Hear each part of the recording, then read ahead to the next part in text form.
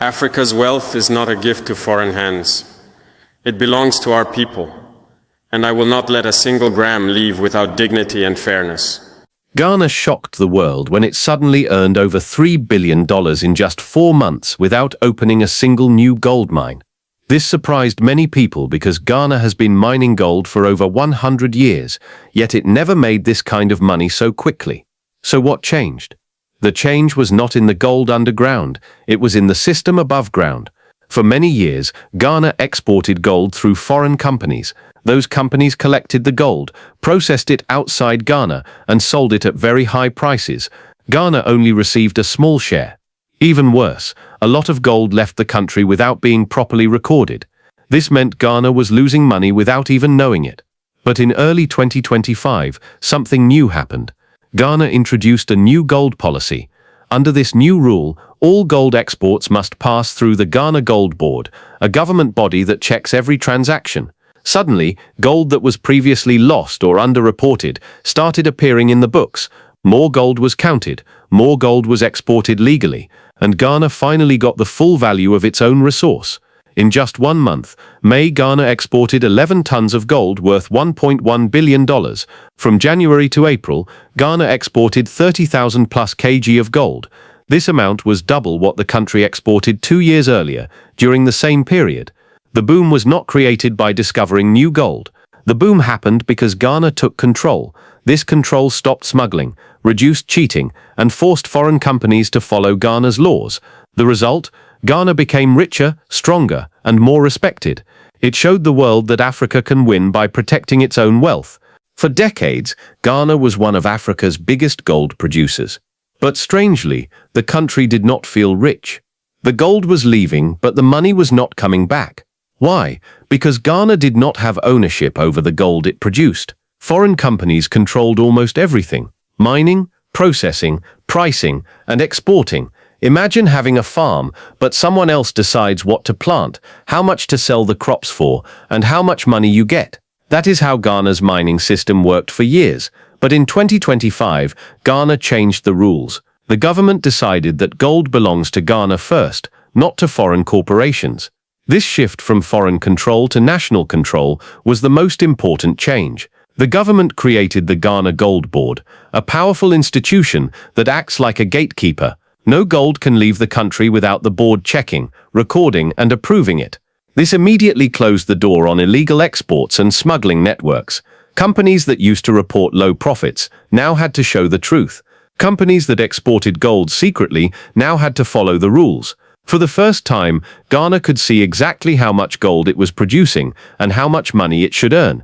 This control also brought transparency. Before, Ghana relied on what companies claimed. Now Ghana relies on what is actually delivered, counted, and checked. The difference was huge. Ownership changed the mindset too.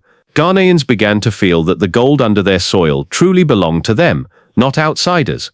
This emotional shift empowered people and made leaders more confident about protecting national resources.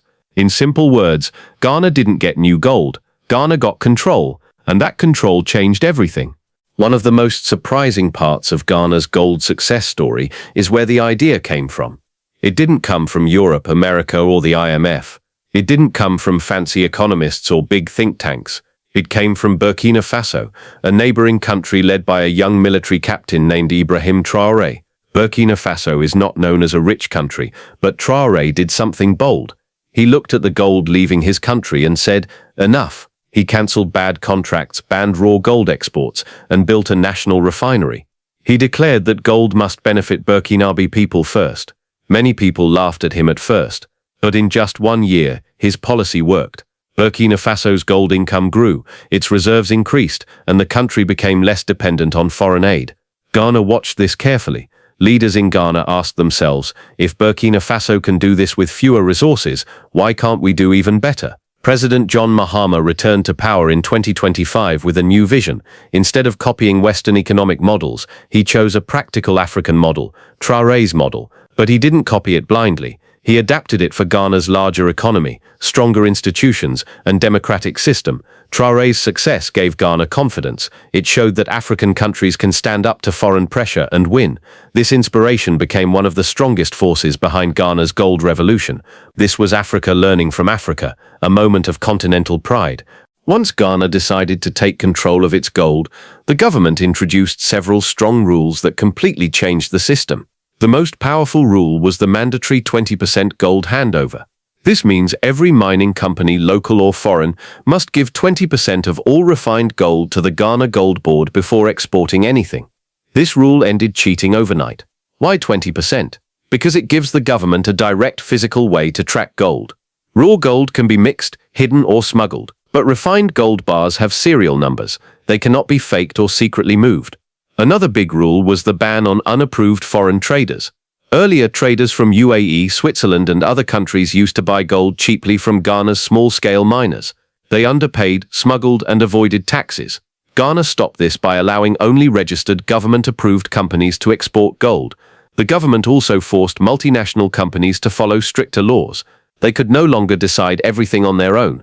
Ghana now had the final say. Companies that refused to follow the rules threatened to leave, but Ghana called their bluff. Most stayed because Ghana's gold is valuable. These new rules led to major results.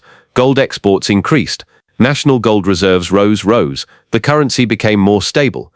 Investors realized they must respect Ghana's laws. The world saw Ghana becoming stronger, more confident, and more in control of its destiny.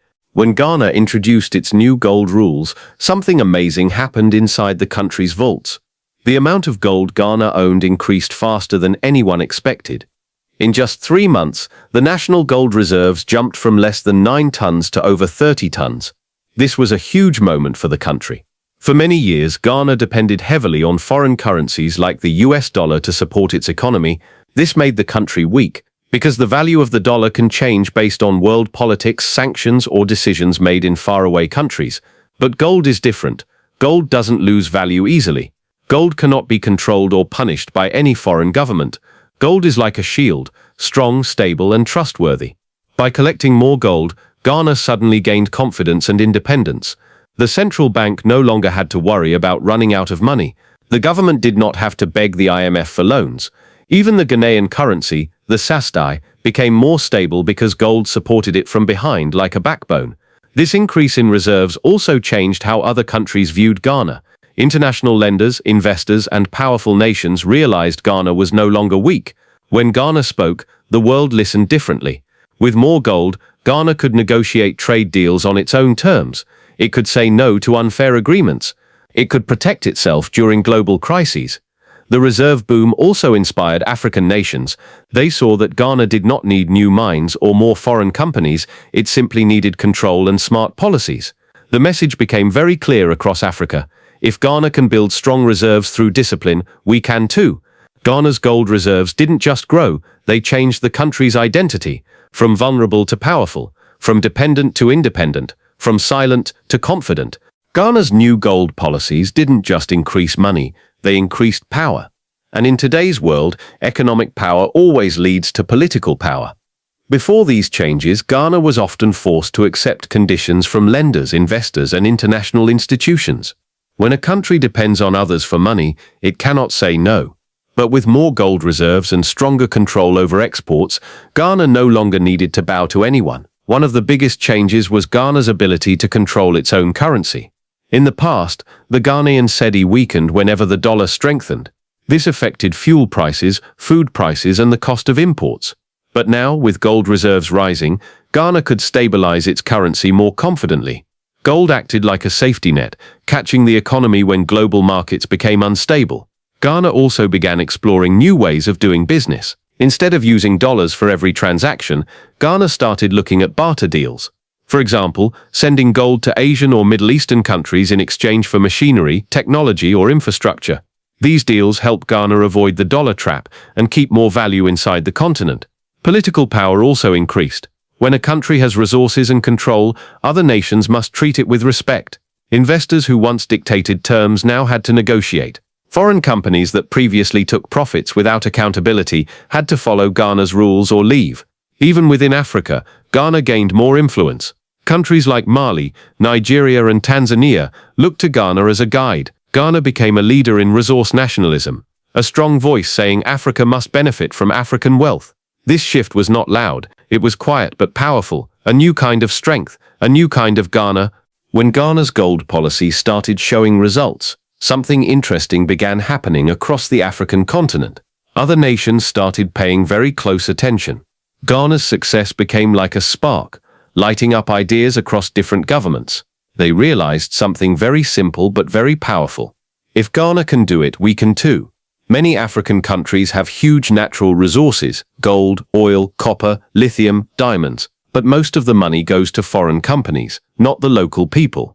Ghana proved that this pattern can be changed with courage and strong policies. Countries like Mali, which has struggled with political instability, noticed how much gold was being illegally smuggled out every year. When they saw Ghana doubling exports and increasing reserves, they immediately began planning their own gold board. Nigeria, facing economic pressure after distancing itself from France, realized it needed inner strength, not foreign loans.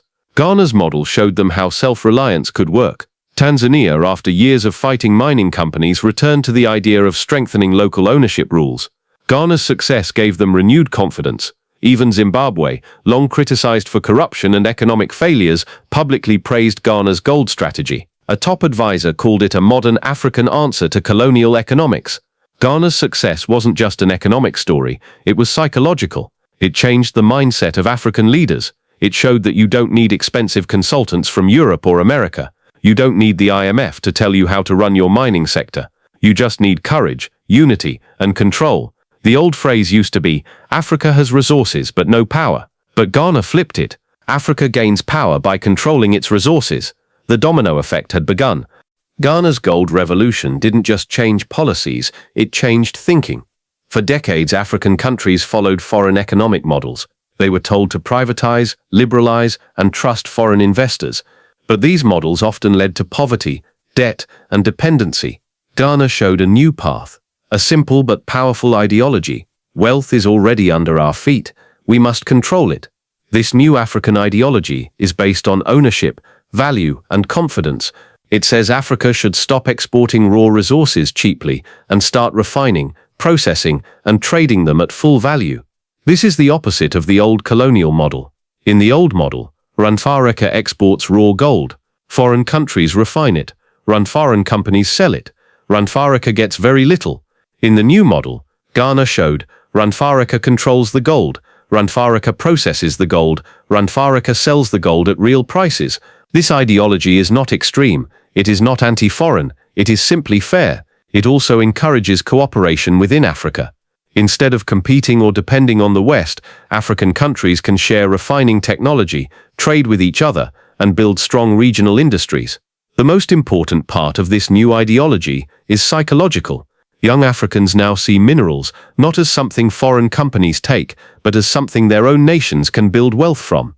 This mindset is powerful. When young people believe in national strength, they innovate, start businesses, and build industries. Ghana has opened the door to a new kind of African pride, economic pride, a belief that Africa can shape its future, not just survive it. When Ghana changed how it controlled its gold, the reaction from the Western world was quiet, but full of tension. For many years, Western mining companies and financial institutions enjoyed a comfortable system. They took Africa's raw gold at low prices, processed it abroad, and made huge profits. Ghana's new policies broke this old pattern, and suddenly the West wasn't so comfortable anymore. Foreign mining groups began publishing reports warning about resource nationalism. This term sounds negative, but it simply means a country wants control over its own wealth. Western think tanks released articles claiming Ghana's decisions might scare away investors. They tried to create fear, suggesting that Ghana's economy would suffer, that companies would leave, and that Ghana might face isolation, but none of that happened. The truth is, investors do not run away from profit. Ghana still has some of the richest gold deposits in the world, so while some companies complained loudly, most stayed quietly and obeyed the new rules. They realized they could no longer take advantage of weak policies. They had to follow Ghana's laws or lose access to Ghana's gold forever. Western governments were also uncomfortable because Ghana's actions inspired other African countries. If one country regains control over its resources, it might be seen as an exception. But when many countries do it together, it becomes a movement, a shift in global power. This scared Western institutions more than anything else. They were not afraid of Ghana earning money. They were afraid of Africa getting stronger together. Ghana's decision challenged a decades-old system. It exposed how much wealth had been leaving Africa unnoticed. It proved that African countries don't need to follow Western economic models to succeed. This new confidence in Africa created a wave of unease across the Western world because the old rules were no longer working. Among all the changes Ghana achieved, the psychological impact is the most powerful and long-lasting. For the first time in many years, Ghanaians and Africans across the continent began to believe that they can control their own destiny. This shift in thinking is bigger than money. It is a change in identity, confidence, and self-worth. Gold used to feel like something far away. People knew it existed in the mines, but they didn't feel connected to it. Foreign companies owned the machines, made the decisions, and took most of the profit. Many young Africans thought, "We have resources, but they don't benefit us." Ghana's changes broke this belief. Suddenly, gold was not a foreign-controlled asset. It became something the nation owned, protected, refined, and used for national growth. Young people started seeing gold as part of their future. Entrepreneurs saw new opportunities. Students in finance, engineering, mining, and geology began imagining careers in industries previously dominated by foreign workers. The psychological effect spread beyond Ghana. Youth in Mali, Nigeria, Zimbabwe, and Tanzania began asking new questions. Why do we let others control our resources? Why can't we build our own refineries? Why can't we export our own minerals? This shift in thinking is powerful. When people change their mindset, they change their actions. And when entire nations shift their mindset, they change history. Ghana also showed that independence does not require violence or war. It requires courage, smart policies, and unity. This is a modern kind of liberation, not political liberation, but economic liberation. Africa's next revolution will not be fought with guns. It will be fought with ownership, control, value addition, and confidence. The psychological impact is clear. Africans now know they can build wealth from their own soil. And once a nation believes in itself, nothing can stop it. Ghana's gold story is not just about money. It is about mindset, courage, and a new African identity. For many years, Africa's wealth was taken away quietly. Gold, oil, diamonds, and minerals left the continent, but the benefits never returned. People accepted this as normal. But Ghana has shown that the old normal is finished. With one bold decision to control its gold, Ghana changed the game. Without discovering a single new mine, the country earned billions in months, strengthened its currency, increased its reserves, and gained respect across the world. This happened because Ghana finally said, "Our resources must benefit our people first." This message traveled across Africa like a wave. Countries began asking new questions. Why must foreign companies decide the price of our gold? Why do we export raw materials instead of refining them? Why do we stay dependent when we have everything needed to stand strong? Africa is waking up. A new generation is rising. Young people no longer see resources as something foreign companies own. They see them as tools for African progress, African strength, and African dignity. For the first time in decades, Africa is shaping its own economic future, not through aid, not through loans, not through outside pressure, but through ownership and courage. Ghana's success is a message to the world. The old game is over. A new era has begun, an era where Africans write their own rules and control their own wealth. The real question now is simple. Is it too late to stop Africa's rise, or has Africa finally started a movement that cannot be reversed? One thing is clear. Africa's future will be built by Africa, powered by African resources, and protected by African courage.